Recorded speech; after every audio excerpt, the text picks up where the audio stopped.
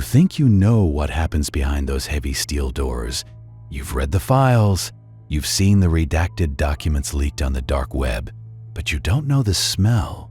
That's the first thing they don't tell you in the orientation videos. It's not just ozone and antiseptic. It's the scent of old blood, burnt hair, and something else. Something metallic and sweet, like copper pennies left in the sun. I'm not a researcher. I'm not a security guard with a rifle and a death wish.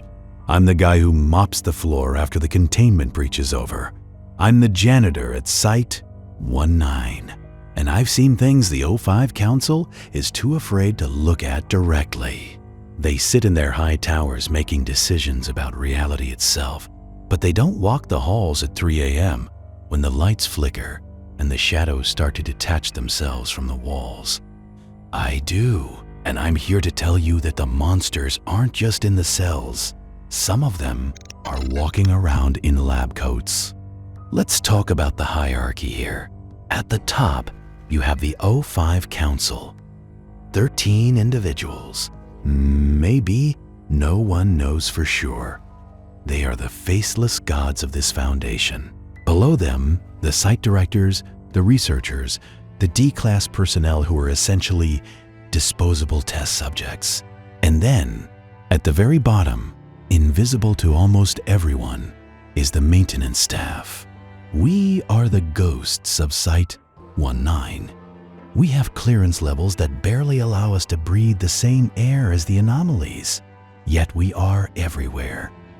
We fix the leaks. We replace the broken glass.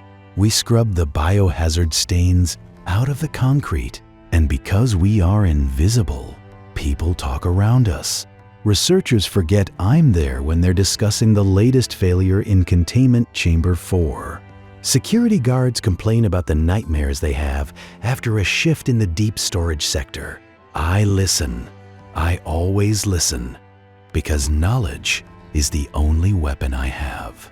And let me tell you, what I've heard would make your hair turn white overnight. My first week, I was assigned to Sector 7.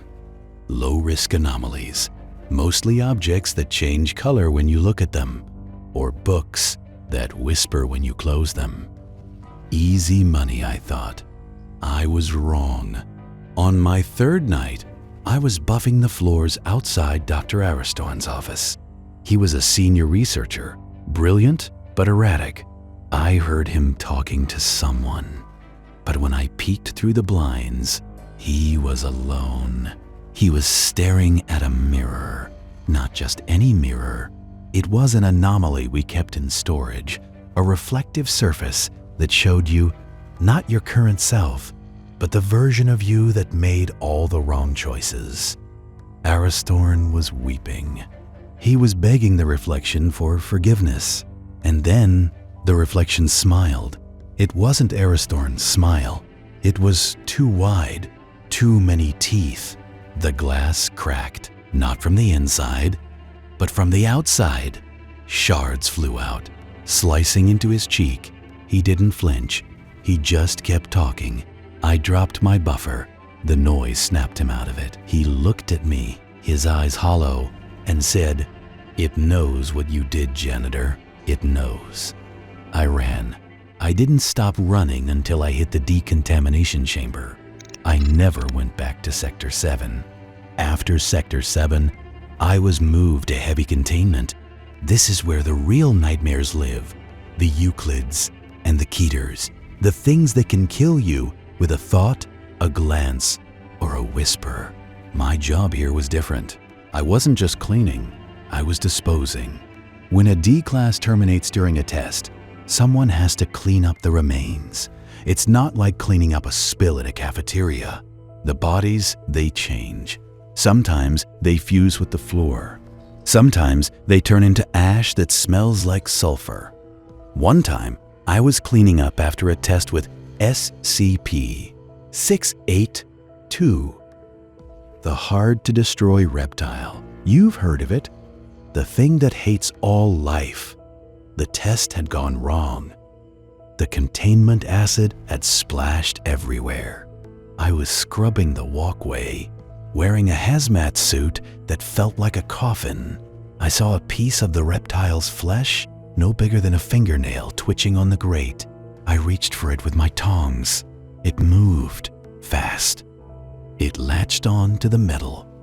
And then I heard a voice in my head. Not my voice, a voice that sounded like grinding stones. "Let me out," it said. "I will make it quick." I dropped the tongs. I backed away. The security cameras caught me trembling. I didn't report it. Who would believe me? The O5 Council doesn't care about the janitor's hallucinations. Or so I thought. The O5 Council, they are the boogeymen of the Foundation. We don't see them. We don't know their names. We only know their directives. But I've seen their shadows.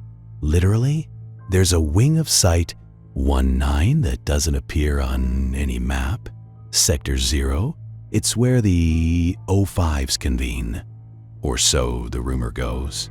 One night, I was called to fix a leak in the ventilation system near the executive elevators. These elevators don't go to any known floor. They go down, deep down. I was working on the vents when the elevator doors opened. No one stepped out, but the air changed. It became cold, heavy. The shadows in the hallway lengthened, stretching towards the elevator. I saw 13 distinct shadows. They didn't move like human shadows. They flowed like ink. They converged on the elevator doors, and for a second, I saw something inside, a light. Not electric, organic, pulsing. And then the doors closed. The shadows snapped back to their sources. I was alone again, but I wasn't alone. I could feel them watching me from the walls, from the floor, from inside my own head. I finished the job in record time. I didn't look back, but I knew that the O5 Council isn't human. Not anymore. Whatever they are, they've sacrificed their humanity to keep us safe, and that terrifies me more than any monster in a cell. You might wonder why I stay, why I don't quit, why I don't run away and try to forget the things I've seen. The answer is simple. I can't. Once you see the truth, you can't unsee it. The Foundation doesn't just employ you. It owns you. They have files on everyone, every mistake, every secret, every sin. If I leave, I become a liability.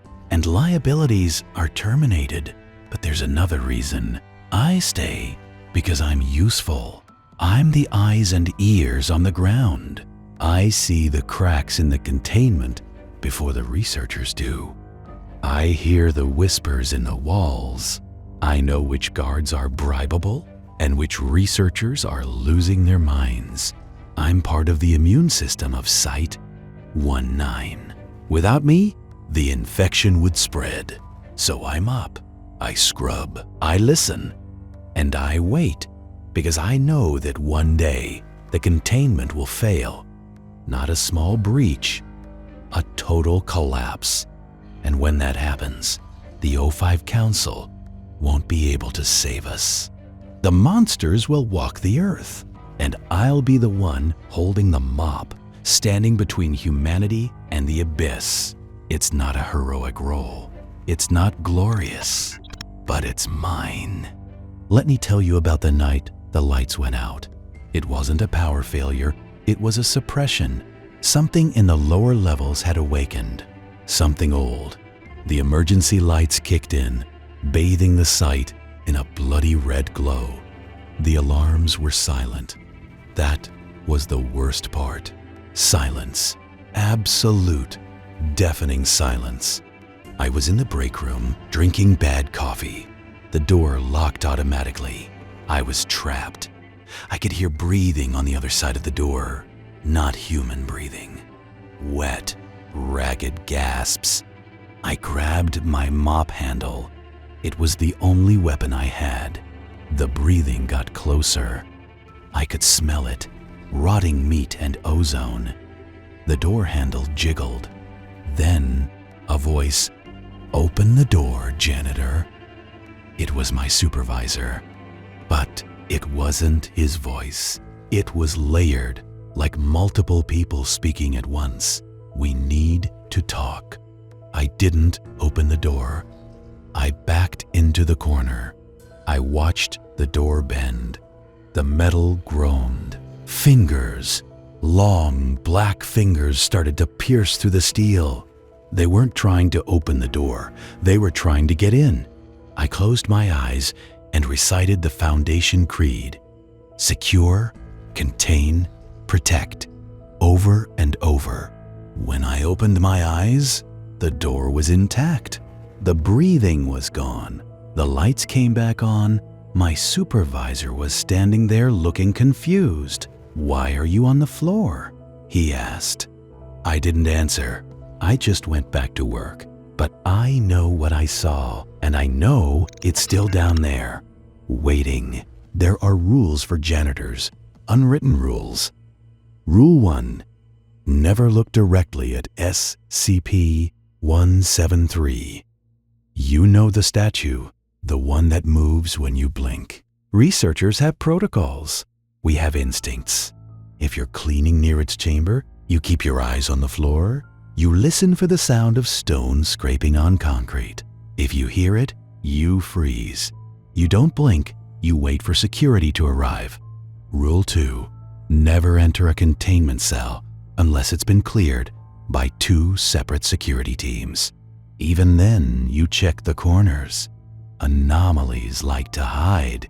They like to play games. Rule 3. If you see a door that wasn't there yesterday, do not open it. Report it. Walk away. Rule 4. Never trust a researcher who smiles too much. They're usually hiding something. And Rule 5. If you hear your name called from a ventilation shaft, do not answer. It's not your friend. It's not your supervisor. It's something that wants to wear your skin. I've broken these rules, not all of them, but enough. And every time I broke a rule, I lost a piece of myself.